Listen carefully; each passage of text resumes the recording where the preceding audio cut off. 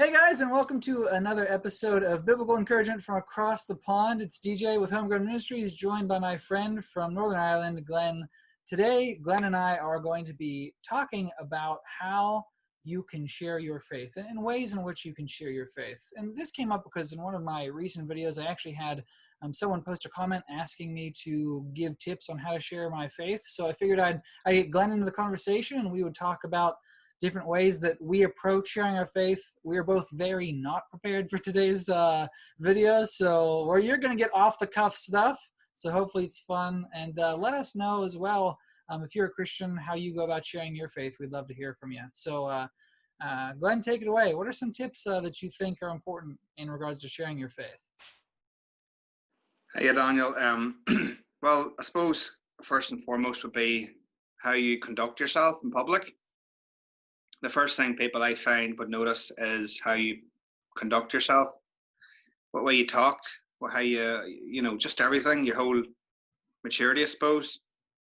For example, just coincidentally today, I was at work and I always carry it's like my wee journal, but it's like my wee diary type of thing where I write all my notes in, what I'm going to talk about. I just scribble a lot of stuff down. And on my lunch break at work in the canteen, I'd usually just write down stuff I feel God's putting in my heart. And one of the supervisors came over to me today and he says to me, Glenn, what is that we read? What is that wee book you have there? He says, I'm just curious. He says, because every now and again I see you pulling it out of your bag and you spend most of your break writing on it. So I sat and told him, and we actually got talking about God for about 5 or 10 minutes. But he told me he came from 2 different backgrounds. His mother was from a Catholic background, his father was a Protestant background, so he grew up a lot of confusion. So I was had a good chat with him. And that all came from just a simple book that I was writing in. Yeah. See, so God will present opportunities if you're willing and your heart's willing. I didn't make a big spectacle for everybody to see, but I certainly I always ask God to give me opportunities, and I believe He does. I suppose another way would be obviously YouTube videos.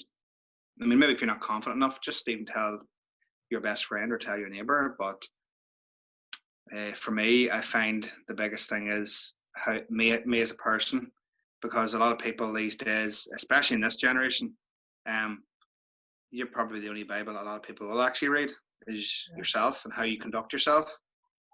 And that goes for Christians as well, because there's people out there who profess to be Christians, but I find their actions are completely opposite. I say we are called to fulfill the Great Commission, and that's not a request, that was a commandment. That was God, that was Jesus saying that fulfill the Great Commission, to tell the world about the gospel, the good points and the points that people disagree with, that people don't preach much anymore on. I suppose I feel that's maybe where God's calling me, is to preach on the stuff and touch on the topics that maybe churches these days are really afraid to, because it's offensive and it's not comforting to people. But the truth is, obviously Jesus spoke more in hell than he did heaven when he was on earth, and that was to warn people, to prepare them what was happening. And obviously that is a part of the Great Commission, so it is. So I think that's as much as I can come up with now, because we're winging it. So you touched on a lot of the good stuff though, Glenn. I think one of the important things that you mentioned, or 2 of the important things that you mentioned, the first one is, God can use any moment, any person, and any event in your life to bring about a conversation. So starting your day in prayer is something that I encourage everyone, even if it's not for sharing your faith, it'll set your day right.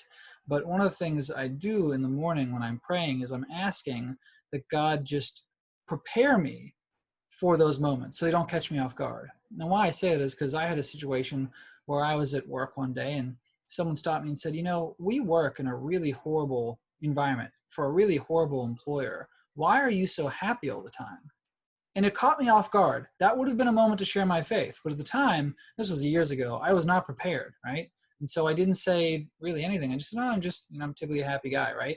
But that was a beautiful moment, and I was not prepared. So now when I pray in the morning, I pray to be prepared. And just like you, when your supervisor asked you about that book, you could have just shrugged it off and like, it's just a journal, I just write in, and stuck it away. But you were prepared and you used it as an opportunity. And that kind of goes into the second point is about being prepared. I think a lot of Christians make the mistake of saying, well, when the conversation presents itself, I'll just talk. But most of us aren't prepared. And if you're not prepared, you might say the wrong thing, or you might be scared to say anything. So one of the verses that I always point to when we talk about sharing your faith is 1 Peter 3:15. And it starts off by saying, but in your hearts, honor Christ the Lord as holy, and always be prepared to make a defense to anyone who asks for the reason of the hope that is in you. But do it with gentleness and respect. So there's a lot there to unpack. It's about being prepared with your response, but that preparation will allow you to handle that conversation with gentleness and respect.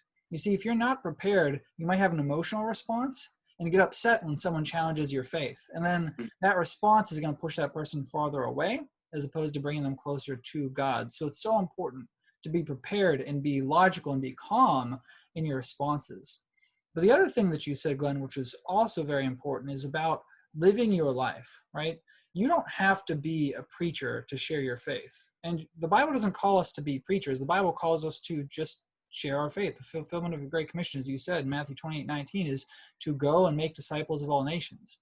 That means anyone. So whether that's your children, and as a parent, your children are your first people that you should be, telling about, right? Or your parents or your friends, we all have spheres of influence. And those are the people that are going to be more likely to believe us because they see our character. And so if we are acting like a non-Christian and living like a non-Christian, but then claiming to be a Christian, those people are not going to believe you. The reason why we are called as Christians to be different is because it points people to Christ. Glenn and I were just talking about wearing masks, not wearing masks, but how you handle that situation, whether you agree or disagree with wearing a mask, how you handle it and how you approach people about that conversation is going to either make you worldly or it's going to have you have a Christian response. And if you're responding to people as a Christian would, calmly, without getting upset, and just having a conversation and treating people as people, they're going to ask that question, why are you different, right? Why are you different? So that leads to the next conversation of, well, I'm different because of my faith. And it's a good segue. The other thing that I think people miss all the time is that they're scared to share their faith. And the Bible reminds us in 2 Timothy 1:8 to not be ashamed of the testimony about our Lord. We must not be ashamed. We can't have that fear prevent us from sharing our faith. That is the one thing that I think always gets me. You look online on social media and people are so eager and willing to talk about their political affiliations, but they are very, very shy about talking about their religious affiliations. And the question is, why is that? Why do we put so much emphasis on one conversation, but the thing that's of utmost importance, where you're going after this life ends, people don't want to talk about? That always just shocks the heck out of me. And so if you are one of those people that are scared or concerned and you don't know how to start the conversation, the best tip that I can give you is to just ask questions. When you talk about having a conversation with anyone, the only way you can get them to listen is to show that you're interested in their side of the story. If you come at someone only wanting to tell them something, they're probably not going to listen to you because there's no care there. It's the age-old saying, people don't care how much you know until they know how much you care. So I always encourage to start with a question, asking for that person's opinion first. Something simple like, hey, what do you think happens when we die? If you've seen my videos where I talk to people on the street, that's what I start with. What do you think happens? Because you're asking for their answer, and then you go from there. And you can do that with anything. You can share a YouTube video and just send it to someone and say, hey, what do you think on this? Whether they agree, disagree, the point is that you're starting the conversation. As a society, as a civilization even, we have lost the ability to communicate. And it's because we're all waiting for our turn to speak as opposed to listening, right? So if we just listen and take the other person's ideas at heart, we're more likely to be able to reach them with the gospel message because there is a questioner behind the question. So when people are questioning your faith, you need to remember that there's a person behind that question. That's And right. the reason why they're against the gospel currently is probably because of something that happened to them in their life. And if you don't understand that, no amount of fact or logic will ever influence them, because at the moment they were burned by another Christian or someone who claimed to be a Christian, right? And they don't want to believe. So their question is actually just a defense. So you need to get to the heart of the matter, right? And you need to show that you care about that person. And again, the easiest way in my mind to do that is to ask for their opinion as opposed to just pitching yours. So Yeah. that's, again, my 2 cents worth about half a penny. What do you think, Glenn? I think that's you touched on a lot of good points there. Even about you touched on something there. I feel that even the late Ravi Zacharias had stated, um, uh, he always approached people in a way. He wasn't trying to win an argument. He was trying to talk to them that would help them understand. If that makes sense, he wasn't trying to. Some Christians come at the some people with an argumentative attitude, and they argue their point over them. Where the likes of Ravi Zacharias and other Christian apologists at that time, they were discussing it. They were trying to sort of understand where they were coming from, but they were also saying, yes, I understand what you're saying, but this is what I'm saying. You know what I mean? Especially now, even I was watching one of his videos, and he was saying that, once upon a time, you didn't have to defend the authority of the Bible. Nowadays, you have to defend the very authority of the Bible. People just don't take what's been said. So you can't come at it with a sort of an argumentative attitude. I've seen some Christians do that, and I've sort of took a step back and gone, that person is just really much presented their own way. But I mean, like you said, they are just people. Maybe it's been burned by other Christians in the past, have maybe been hurt. Maybe something's happened in their childhood has maybe made them get a wee bit angry at God, and they're blaming God, obviously, and they're just looking for answers. Maybe they're just, they need somebody who can just sort of say, right, well, here, I'll listen to what you have to say, and sure, we're gonna have a chat. You know what I mean? So you touched on a lot of good topics there, and a lot of good emphasis. Especially with the media thing. A lot of people do post a lot of stuff on social media, but when it comes time to share their faith, they're like, no, I can't do that. That's offensive. Well, it's so funny. I used to be that Christian you talk about. I used to not handle conversations well, right? Because I didn't want to lose the argument. I was so concerned about how I looked. And so on social media, even, if you look at my history, probably talking 10 years ago, I would interact with atheists online, and I was not gentle, and I was not peaceful, and I was claiming to be a Christian. And there was a lot of arguments that I would argue that I won. But in doing so, I definitely lost the person. Yeah, And you so did. what are you doing? Are you trying to win the argument, or are you trying to win the person? And that's really what Ravi is getting at is, and Ravi, I mean, he was a very intelligent man. He could destroy anyone in a conversation, but he never did, because he knew that by making them feel like garbage, they'd be less likely to respond. Right, exactly. So, and it's so interesting to me when I see Christians on Facebook or Twitter, and they are active about their political opinions, and then, like, to figure out that they're even a Christian, you have to go onto their about page and see that they put religion affiliation Christian. You're like, why don't you talk about that? Isn't that important? So and people just think that I'm the crazy one because I'm talking about Christ as opposed to anything else, because grand scheme of things, Glenn, my mind says none of the other political stuff matters. God's got it, and if I don't have that part right, my political opinion is worthless. Absolutely. So I don't know, but again, my 2 cents worth about half a penny. So, any final thoughts, brother? No, I think we'll hit on a good topic there. Was had a good few pointers. I suppose my final thoughts will be, if you're prepared to head out in social media and your political views, at least do the same for God. If you're a professional Christian, that's, I suppose, my final thoughts on that.